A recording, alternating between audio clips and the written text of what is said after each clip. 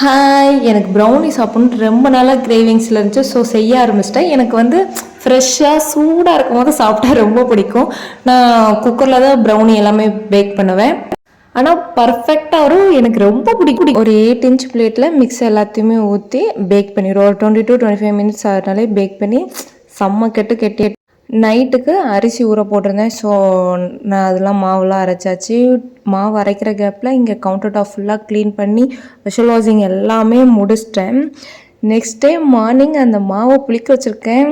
அவ்வளோ அழகாக பொத்துன்னு இருந்துச்சு. கிண்டும் போதே அவ்வளோ இதாக இருந்துச்சு, சாட்டிஸ்ஃபைங்காக இருந்துச்சு. மார்னிங்க்கு இட்லி ஊற்றலாம் அப்படின்ட்டு வச்சுருந்தேன். எங்கள் மாமாவுக்கு இட்லி தான் ஊற்றி கொடுத்துருந்தேன். செம்மையாக இருந்துச்சு. இதில் வேறு நான் ப்ரௌனி செஞ்சுருக்கேன்னு என் ஃப்ரெண்டுகிட்ட சொன்னேன். என் ஃப்ரெண்டு வந்து ப்ரௌனி அப்படின்ட்டு வாங்கிட்டே போயிட்டாங்க. ப்ரௌனி ரெசிபி கொடுக்கேன், கண்டிப்பாக நீங்களும் செஞ்சு பாருங்கள். பாய்.